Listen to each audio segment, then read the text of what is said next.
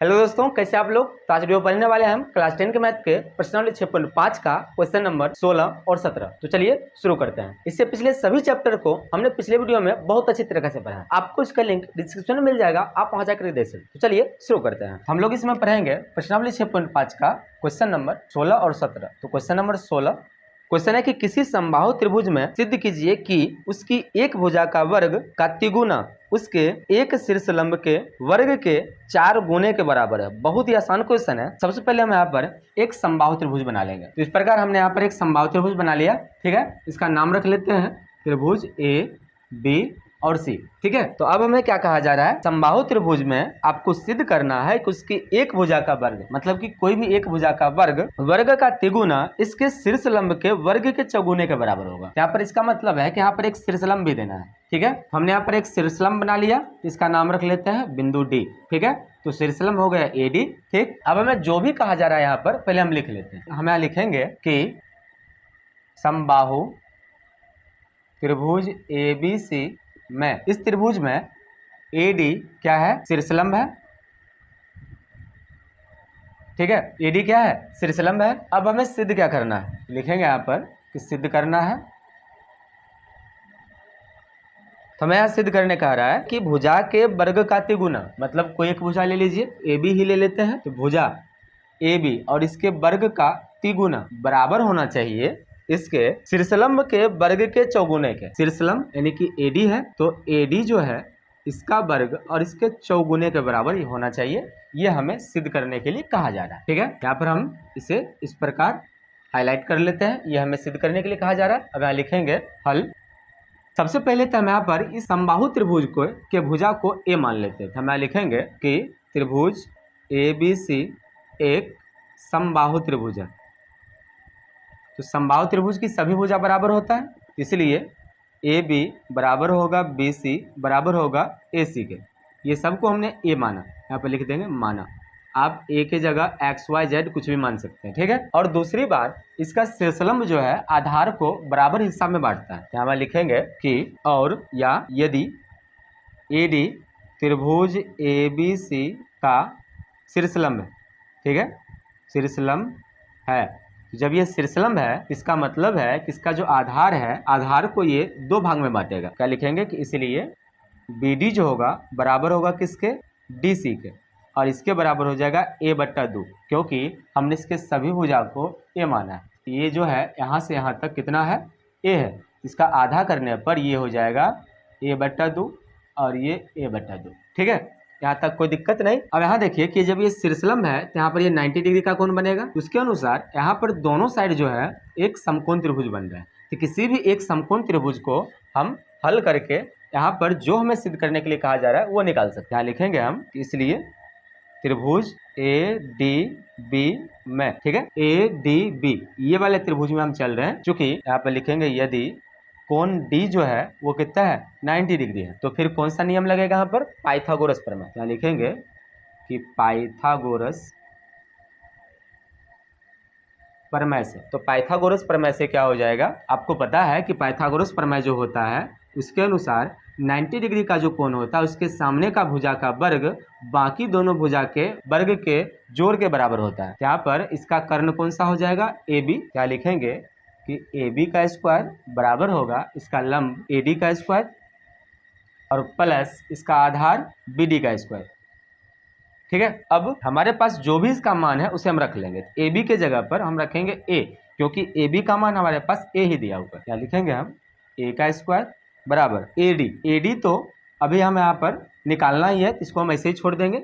और A D हमें सिद्ध करने के लिए भी कहा जा रहा है, इसे हम बदलाव नहीं करेंगे। क्या हो जाएगा, ए डी को हम ए डी ही रहने देते हैं।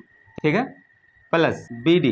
बी डी के जगह पर हम लिखेंगे ए बट्टा 2। क्या हो जाएगा, ए बट्टा 2 और इसका स्क्वायर। ठीक है, इसका स्क्वायर करेंगे तो हो जाएगा ए का स्क्वायर बराबर ए डी का स्क्वायर प्लस इसका स्क्वायर करेंगे तो ए का स्क्वायर बट्टा 4। ठीक है, अब इसको इस साइड भेज लेते हैं तो हो जाएगा ए का स्क्वायर माइनस ए का स्क्वायर बट्टा 4 बराबर ए डी का स्क्वायर। यहाँ पर कुछ नहीं है तो एक लगाएंगे, एलसीएम लेंगे तो हो जाएगा 4, 4 एकम 4 और ये हो जाएगा 4 ए का स्क्वायर माइनस ए का स्क्वायर बराबर ए डी का स्क्वायर। अब इसको माइनस करेंगे तो हो जाएगा 3 ए का स्क्वायर बट्टा 4 बराबर AD का स्क्वायर। ठीक है, अब आप यहाँ देखिए कि इस 4 को इधर भेजेंगे और साथ ही साथ A का मान हम रख लेंगे। A जो है इसके सभी भुजा के बराबर है, तो किसी भी एक भुजा को हम रख लेते हैं। इस A के जगह पर हम यहाँ पर AB रख लेंगे। ये हो जाएगा, जब इसको हम इस साइड भेजेंगे ये हो जाएगा 3। अब A के जगह पर हम AB को रख लेते हैं क्योंकि AB A के बराबर है, तो A के जगह पर AB रख लेंगे तो हो जाएगा ये AB का स्क्वायर बराबर AD को 4 से गुना करेंगे क्योंकि तिर्यक गुना हो जाएगा, यहाँ कुछ नहीं तो 1 है, तो तिर्यक गुना करेंगे तो हो जाएगा 4 AD का स्क्वायर। आप यहाँ देखिए यही तो हमें सिद्ध करने के लिए कहा जा रहा है। ठीक है, इस प्रकार यहाँ पे आ गया, इसे हम लिख सकते हैं प्रूफ। ठीक है, तो बहुत ही आसान क्वेश्चन है, इस प्रकार हम इसे सिद्ध कर लिए। ठीक है, अब हम चलते हैं क्वेश्चन नंबर 17 की तरफ। क्या है क्वेश्चन नंबर 17? ठीक है, क्वेश्चन नंबर 17 में क्या कहा जा रहा है कि सही उत्तर चुन करके उसका औचित्य दीजिए कि त्रिभुज ABC में AB जो है वो है 6√3 सेंटीमीटर और AC जो है वो 12 सेंटीमीटर है और BC जो है 6 सेंटीमीटर है। तो बताइए कि कोण B क्या होगा। यहाँ भी आपको पाइथागोरस प्रमेय का विलोम लगाना होगा, क्योंकि यहाँ पर कोण पूछ रहा है। आपने पाइथागोरस प्रमेय का विलोम पढ़ा होगा, उसमें दिया हुआ है कि यदि किसी त्रिभुज के एक भुजा का वर्ग उसके बाकी दोनों भुजा के वर्ग के योग के बराबर होता है तो उसके पहली भुजा का सम्मुख कोण जो होगा वो 90 डिग्री का होगा।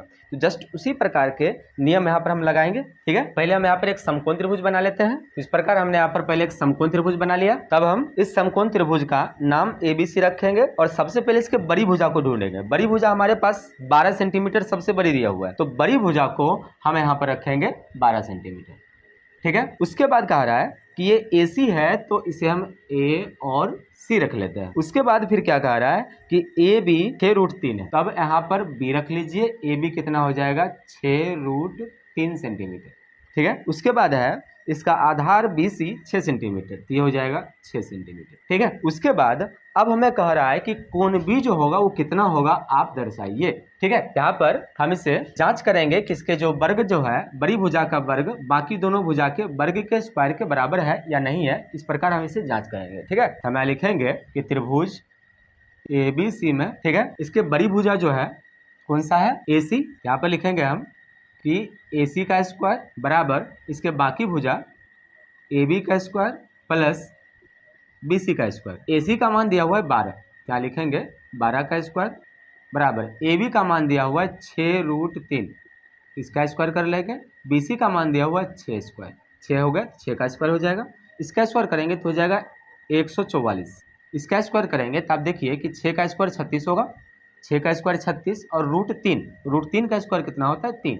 आपको पता होनी चाहिए कि किसी भी रूट वाली संख्या को अगर हम स्क्वायर करते हैं तो रूट स्क्वायर कट जाता है, बाकी जो संख्या है वही उसका आंसर होता है। तो अब इससे गुना करेंगे तो ये हो जाएगा 6 × 18 और 3 × 9 = 10, 108 होगा प्लस इसको इसका स्क्वायर करेंगे तो हो जाएगा 36। तब 144 बराबर इस दोनों को जोड़िए हो जाएगा 8 6 14 को 4 बाकी 1 और 3 को 0 से जोड़ेंगे तो 3 ही होगा और 3 में 1 जोड़ेंगे 4 और 1 के 1। आप देखिए कि ये दोनों जो है बराबर आ रहा है। इसका अर्थ यह है कि AC का वर्ग मतलब कि बड़ी भुजा का वर्ग बाकी दोनों भुजा के वर्ग के योग के बराबर है।